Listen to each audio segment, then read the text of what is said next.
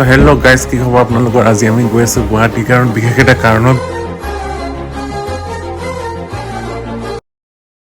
মোৰ father in law sister in law আহি আছে হজৰ পৰা। সিহঁতে গৈছিলে মক্কালৈ চৌদি আৰব হজত, এতিয়া আহি আছে ৰিটাৰ্ণ গুৱাহাটীত। বলক ভিডিঅ'টো আৰম্ভ।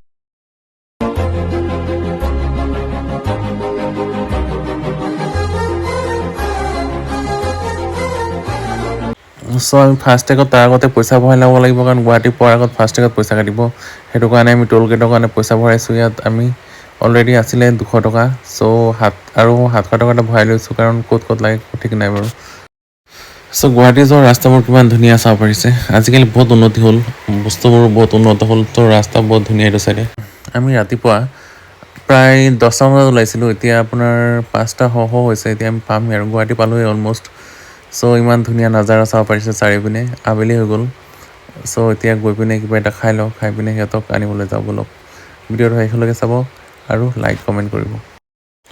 চ' আমাৰ 7-8 ঘণ্টা গাড়ীত বহি থকাৰ পিছত ফাইনেলি আমি গুৱাহাটী পালোঁ। আহি পিনে চাব পাৰিছে বহুত ভিৰ, ইয়াত বহুত ট্ৰেফিক।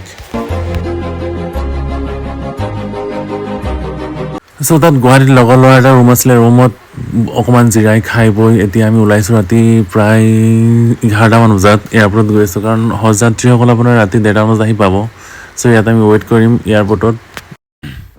চ' এয়াৰপৰ্ট আহি পালোহি, চাব পাৰিছে লোকপ্ৰিয় গোপীনাথ বৰদলৈ ইণ্টাৰনেশ্যনেল এয়াৰপৰ্ট। চ' ফাইনেলি আমি ইয়াত আহি পালোঁ আৰু ইয়াত অপেক্ষা কৰিম। আৰু যোনে যোনে আহিছে সিহঁতেতো জানাই অলৰেডি। চ' আমি ইয়াতে ৰখিব লাগিব সিহঁতৰ কাৰণে। কেইটা বজাত আহি পাই কোনো গেৰাণ্টি নাই, সিহঁতৰ ফ্লাইট আহি আছে। চ' এয়াৰপৰ্টত আমি গৈ গম পালোঁ যে হজযাত্ৰীসকলৰ বাবে, মানে যিখিনি মানুহ তাৰপৰা আহিব, সেইখিনি মানুহক আপোনাৰ বহিবলৈ বা তাৰ পৰা পিক আপ কৰিবলৈ বেলেগ এটা ঠাই বনাইছে ধুনীয়াকৈ। চাব পাৰিছে এইটো ঠাইত, এইটো এয়াৰপৰ্টৰ পৰা অকণমান ছাইডেদি সোমাই আহিব লাগে। চ' আমি তাৰপৰা আকৌ ইয়াত আহিলোঁ, আহি পিনে হজযাত্ৰীৰ কাৰণে ৱেইট কৰি আছোঁ। চ' ফাইনেলি বহুত অপেক্ষাৰ অন্তত সিহঁতে আহি পালে। ৰাতি প্ৰায় 1:20 হ'ল, 1:20 আহি পালে। গোটেই মানুহ কেনেকুৱা ভিৰ চাব পাৰিছে নমাবলৈ।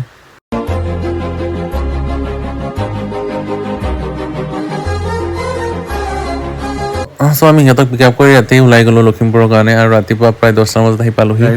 দিনে ৰাতিয়ে ট্ৰেভেল কৰি অৱস্থা নাইকিয়া হৈ গ'ল, টোপনিও নাই ভালকৈ।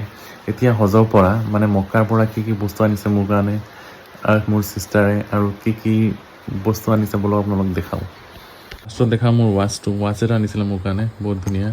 চ' ৱাচটো কেনেকুৱা চাব পাৰিছে, চৌদি আৰবৰ হয় বস্তুটো, আমাৰ ইণ্ডিয়ান ব্ৰেণ্ড নহয় বাৰু এইটো। ফাৰ্ষ্ট টাইম বেলেগ দেশৰ ঘড়ী পিন্ধি চাব পাৰিছে। গাইজ ঘড়ীটো কেনেকুৱা লাগিছে জনাব আপোনালোকে। বাকীটো মোৰতো ধুনীয়া লাগিছে। এইটো আমাৰ ইণ্ডিয়ান ৰুপিছত 3000 মান হ'ব দামটো। ৱাচটো এতিয়া পিন্ধি চাইছোঁ কেনেকুৱা লাগিছে জনাব দে কমেণ্টত।